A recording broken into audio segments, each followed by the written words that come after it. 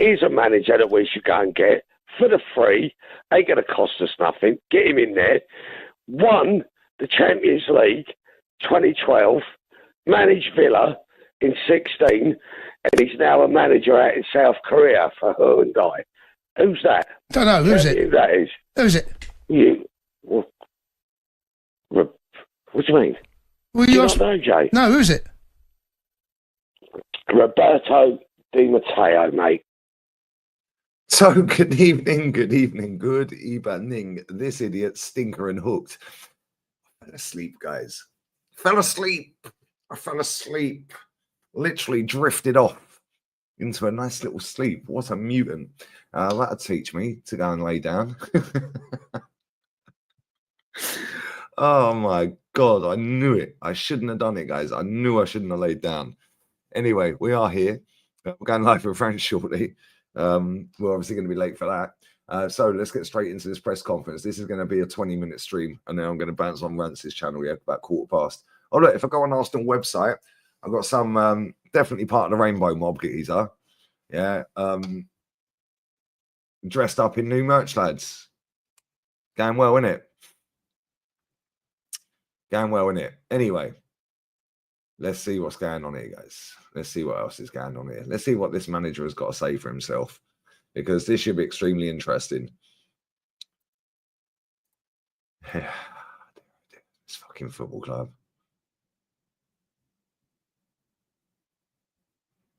Why do they put all of the fucking... Like, we don't want to see the women's fucking shit. Give me the Arsenal news. Nobody cares about women's football, guys. Show me the men's stuff. Everywhere to the press conference. Finally, we got there in the end. Guys. Right, let's fucking go, guys. We head to Leicester on Saturday, looking to extend our unbeaten Premier League run to 15, guys. Yay! And before making the journey, guys, to the East Midlands, Super Duper Mick held a press conference. No way. You're joking. He was asked about the blow of losing 29 to injury, as well as our jolly up in Dubai, the fitness of other players, and a host of other topics. So he was asked about 29. We were having a great camp in Dubai, recharging, training, having some time off and connecting again with the nature in a different environment. This guy did not make everything, seriously, straight from the get-go, yeah. He's made that sound amazing. Oh, my God. We'll connect him with nature in a different environment. You're having a jolly up, lads. And then the injury happened.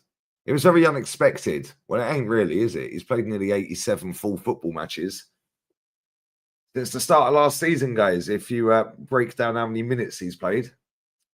We have to manage the minutes. He likes that one, doesn't he? We have to manage the load. I bet you love his load, mate. Happy Friday. We have to manage the minutes, guys. Yet this guy has played the equivalent of 87 and a half football matches since the start of last season for club and country. And it was unexpected, apparently. Good one. Certainly was a big blow because of the injuries that we have. But fortunately, we've been through a lot this season. We've played without Saliba, Gabriel, Ben White all season, Tommy all season. Oh, that's a complete load of bollocks, actually. How many games has Saliba missed?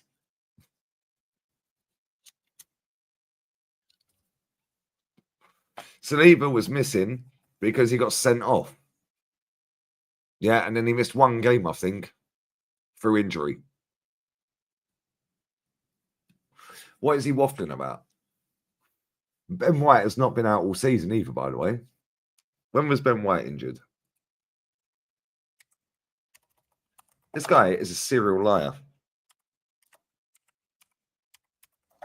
Ben White stats.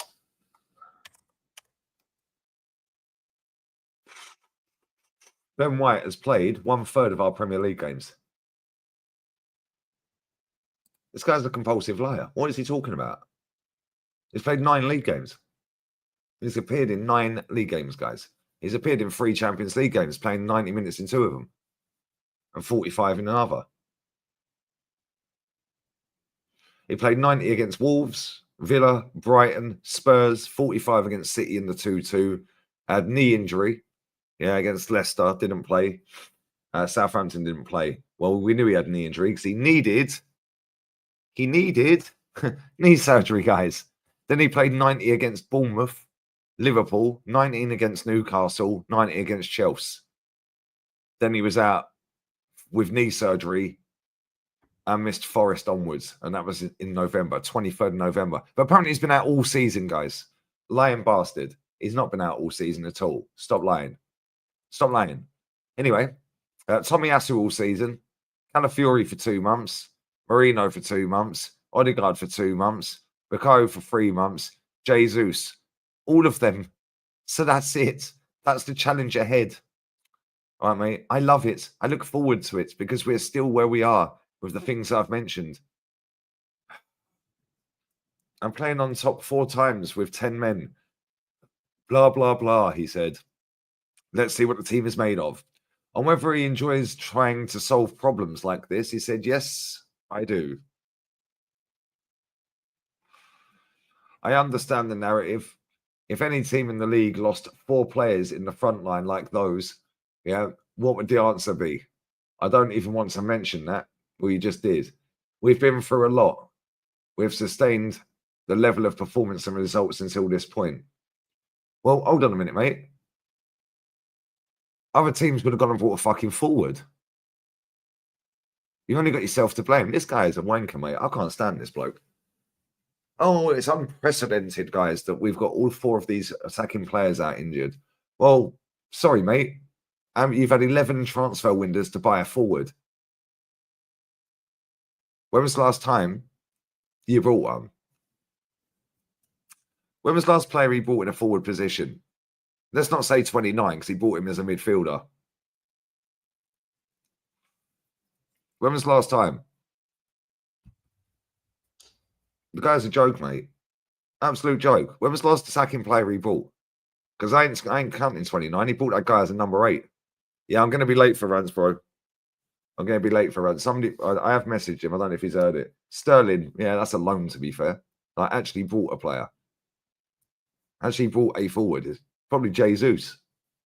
Or Trossard. Yeah, exactly. Yeah, maybe Trossard. Because Trossard came in the Jan. Anyway, on whether Ethan can fulfill the role, I think it's more about when I think it's a possibility. There is a possibility more than a necessity. His real quality, he's been playing as an attacking midfielder on the right wing, and I think he's been good. On whether Raheem Sterling can shine with regular football. Yes, and for other players as well, like Leo. Okay, mate.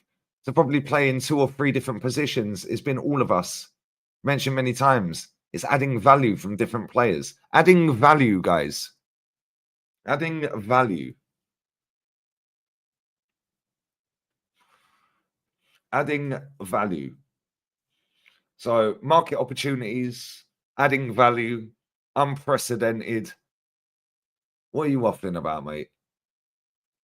The players just need to go for it. The spirit is pretty certainly the same. On whether he's tempted to rush back Bukayo Saka, I don't know, he said. We have a long-term injury. So what is faster? In 10 days, 3 days? It's a lot because it's 30%. But in 3 months, a week is probably not that much. It's too early. He's in an early stage of rehab. So when we get a little bit closer, he starts doing more demanding stuff and has more load. Load. Don't forget that, guys. Load. We will see where he is. There's no setback. He's fine. And if Ben White could be involved against Leicester, he said yes. Ben's been training more regularly, so now we have to manage. Guess what, guys? His load. This guy is a clown. On Everton using a photo of him scoring against Liverpool on their programme cover the other night. It's probably because it was the last time Everton beat Liverpool at Goodison. So good memories. I look young. I was a very powerful player, as you know. Well, that's factually incorrect. Like I said, this guy is a pathological liar because the last time Everton beat Liverpool at Goodison was last season 2-0. 2-0 last season, guys. So what is he talking about? He was a very powerful player. Really? When was that then? On his reaction to Liverpool conceding the late equaliser, I better not tell you the story of what's happened. It was a funny one because I was watching on a tablet and I lost connection. So we didn't exactly know what was going on. We've just said you better not tell us the story. Now you're telling us the story, mate. Yeah, that's the beauty of football. The uncertainty. It's not the first time for everybody. It's really difficult to win matches in this league. And that's why the hope and the ambition are always there, because to do it consistently for 10 months in a very, very long league. All right, mate. And whether that goal proves he's the answer to our striker shortage, and whether that goal proves he's the answer to our striker shortage, I have no idea what that means. Anyway, he said, I think we'd be in big trouble. I don't know what he's on about. What's he talking about? On Liverpool dropping points, when the gap becomes a bit smaller than you expected, it's always really positive. You need that generating momentum in the next few weeks. We've got an international break, then we have 6 or 7 weeks of the season to go after that. And how he keeps the injured players focused by managing their load, guys. Oh dear, oh dear, oh dear. Anyway, by keeping them as close as possible to the team and involved. Really? Has anyone seen Tomiyasu, guys?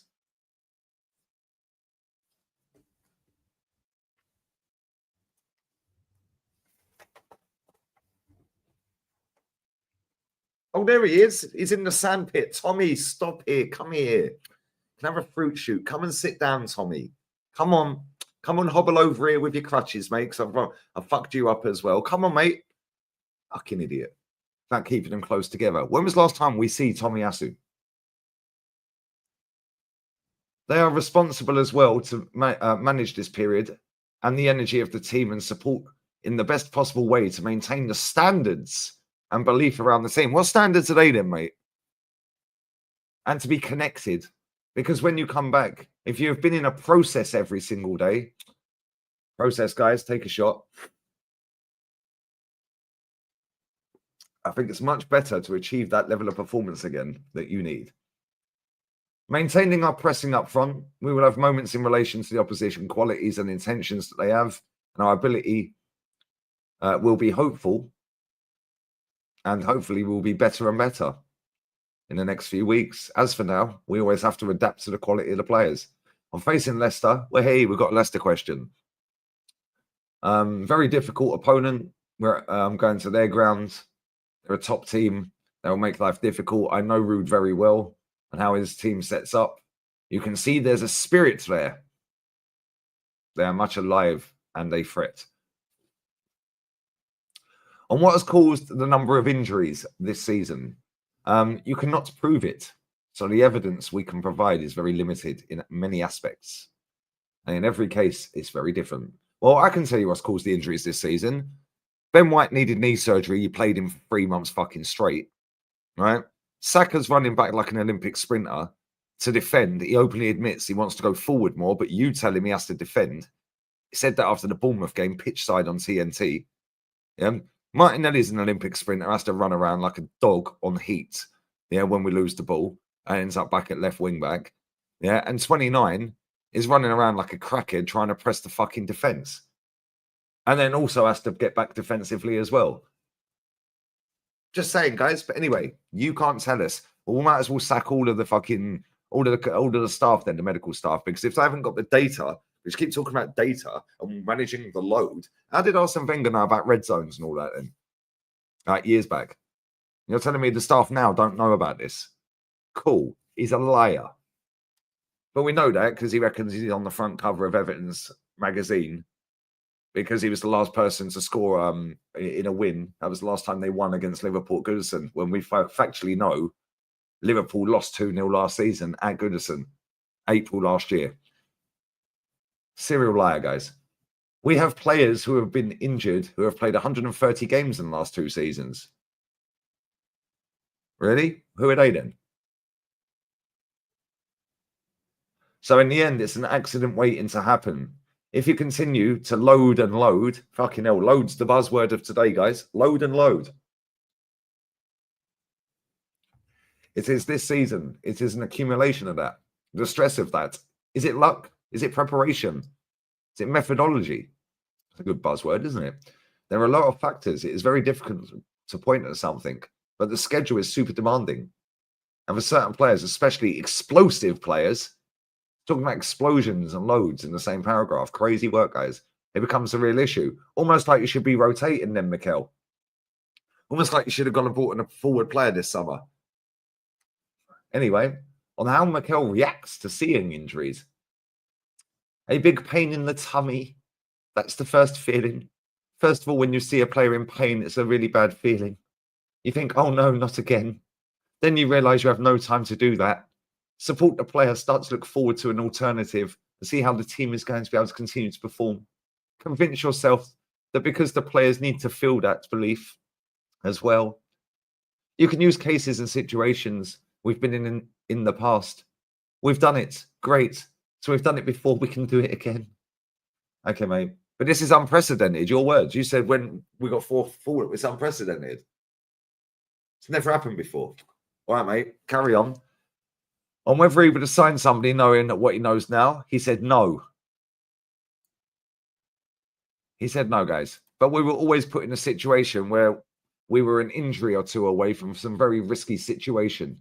When you try your best, we tried our best to do everything that you think you're capable of, and you have done your homework and tried that, and you don't achieve it, you can have regrets, but at least you know you've done it. We tried. Unbelievable. And whether he has to limit the ambitions this season, if I do that, I'd prefer to go home. No chance. Mood in the camp. There is always a moment, and it happened when we was in training super well, and we were there in the best environment, and suddenly this happened. But you have to turn things around. Unfortunately, we go through a lot. You can see the reaction of the physios, the whole team, how we feel about it. Tommy Yasu is another one. Are we still alive then? That has been really strong with his kind of situations. Ben too. When Mikel came in, is he talking in the third person? When Mikel came in and suddenly he's on the floor and he's out for 6 to 8 weeks, unfortunately, we had a lot. It's part of the game. Part of the game, innit? It's part of the profession, and we have to deal with it. Cool. Maybe you should tell this, yeah? Maybe you are telling this to all of the mutants that are sitting online, saying, oh, guys, got loads of injuries. Get on with it.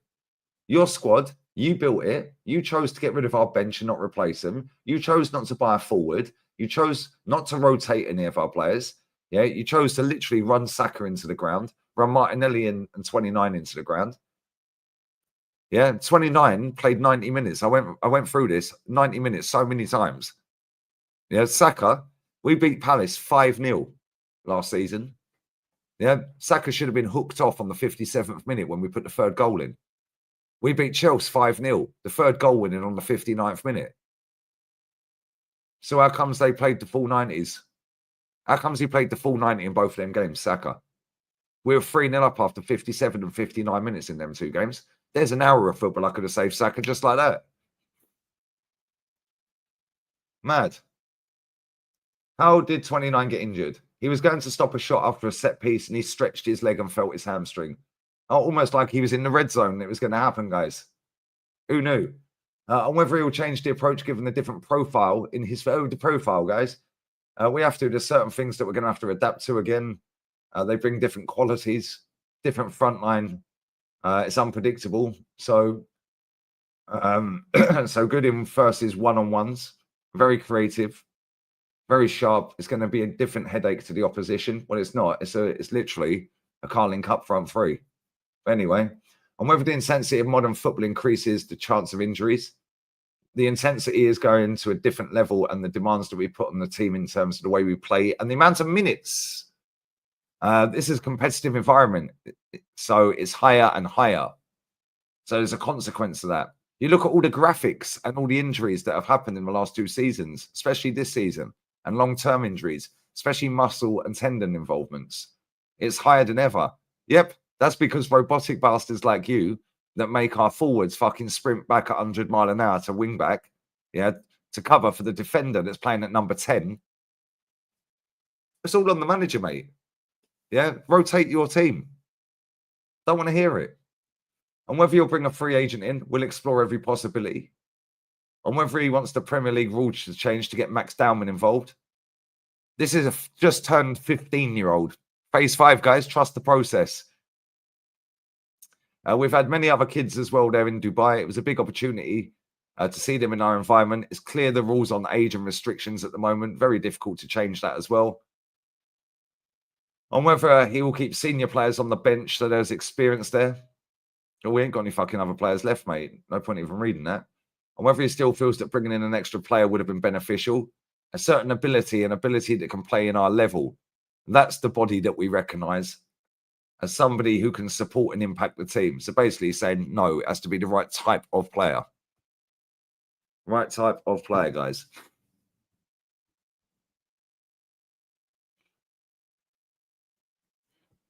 One sec.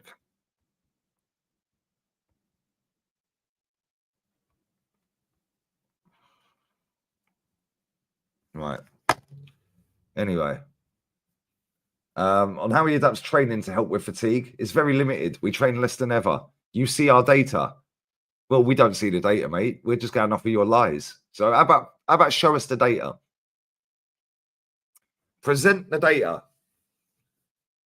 We train less than ever. It's normal. There's no time for training. That's where we're going wrong, guys. There's no time for training. That's where we're going wrong, guys. But when we talk about training, it's not only what happens on the grass, but you just said there's no time for training. Now you're talking about training. The biggest problem is that you don't train the muscle. That's the problem. So the muscle is untrained. Fuck me. He's a genius, this guy, isn't he? You don't train the muscle, guys. So therefore, the muscle is untrained. What an absolute genius. This is our manager. The manager of the third biggest club in English football. Talking absolute bollocks. Every answer. Anyway, and when you expose the muscle and the tendon to an exposure that they cannot absorb, because the tendon needs 72 hours to recover. So a lot of people talk about what we are doing outside. It's not outside, it's inside. When you have to load the muscle for 2, 3, 6, 8 weeks, when you haven't trained, it's a risk of injury and it's much bigger. One, because the muscle and the tendon are not recovered. And there's no time for it to be absorbed. We've just told us the same. He's told us the same thing twice in the same paragraph. The load, he loves that word load today, doesn't he? Yeah, and stress you were going to put it under every 3 days. That's the problem. Well, what this sounds like to me, guys, I don't know about you, but what this sounds like to me is a recruitment issue. Because if we had a proper bench, we wouldn't have to put too much load on certain players. We could rotate. Why hasn't he used Raheem Sterling as often? He wanted Raheem Sterling. How many minutes and load have we put on Raheem Sterling? Pause. Let's see how long he's played. Right, let's go. Let's see how many Premier League minutes he's played, guys. 216. And he's been here all season. We're in February, middle of February, and he's played 216 minutes in the league. Why hasn't he played more? You wanted him. You wanted him. Why couldn't you have played him and dropped Saka? Make sure the load wasn't too big. Why didn't you play him, yeah, instead of playing Martinelli? You're telling me there's not games where he could have played? Whether I want him to play or not is irrelevant. Yeah, he wants to waffle about data and loads and all of this and that, yeah? Right? And he's got Raheem Sterling sat on the bench all season, barely used him. Bullshit. On whether Everton's equaliser helps change momentum, he said that helps. It seems like it helps when you see your team performing. That is what we've done in the Champions League. That is what we're doing in the league with all the conditions we're in. He's making himself feel like the victim here. This is pathetic. Oh, no, it's really bad. It's really bad, guys. It's really bad. What done here? It's really bad. Yeah, because, you know, it's unprecedented circumstances, guys. Yeah, and all the conditions that we found ourselves in that are self-inflicted because I'm a shit manager. Yeah, can't manage the load of players. Can't manage games properly, hence why I keep Bukayo Saka on for 90 minutes nearly every fucking week. On the women's team playing Spurs this weekend, nobody cares, bruv. Real talk. Genuinely, no one cares. No one's watching it, mate. Does anyone care? This is a press conference for Leicester away, not for some women's game. On how he gets Sterling going now, he's been much more involved recently as well on his merit, and he has earned the right to do so. No, you mean you're down to the bare bones and you got to play him and you're shitting a brick because he's shit. But don't worry, guys. He signed him. Obviously, now in terms of minutes and availability, we have those players. All of the players are going to have more exposure. And certainly, he's named him by his nickname here, guys. Raz. Certainly, Raz will be one of them. Okay, mate, let's see how Raz gets on then. Fuck off. This guy is a pathological liar. He's a control freak. And he's sitting there lying and dressing it up to make out he's the victim here. This guy is a scumbag. Wonder what phase Amir Bellind is in at the minute. Faye's still trying to write a fucking email to everyone, grassing me up. Oh, some man on the internet bullied me. Piss off, mate. Nobody cares either. Big up to you, Riku. Yeah, man. We've got to Raz's load and all that. You know, we've got to manage Raz's load. Man like Raz Clut and that. Get out of it, man. This is bullshit. I'm sick to death of this manager, mate. He's trolling. Of course he is. This guy sits in a press conference. He's mastered the art, right, of sitting in a press conference with a smug little grin on his face, lying through his teeth. Yeah, this guy said that he was on the front cover of the Everton-Liverpool magazine program the other day because it was the last time we won. Everton won at Goodison against Liverpool. They fucking beat them last season at Goodison. What is he talking about? And people sit there, oh, look at this. Oh, Mikel, he's so knowledgeable. You know, oh, what a genius this guy is. All right, mate. Yeah, all right, mate. The day this guy leaves this football club will be the biggest day in this club's history. Anyway, I've got to go. I'm on with rants. So, listen, bless up. Sorry about the lateness. This idiot fell asleep. Anyway, that's what happens when you stay until 5 o'clock watching under-20s football and then get back up at fucking 9:30. Bosh. And then don't have a siesta. And I went and laid down. Boom. Gone. So anyway, we've had the siesta now. And I'm back with rants in 30 seconds. Bosh, we're out. Love. Raid Rants is chat. Bless up to 994 in here. Sorry about the short stream, but we've got to go. Love. Laters. Cronky out.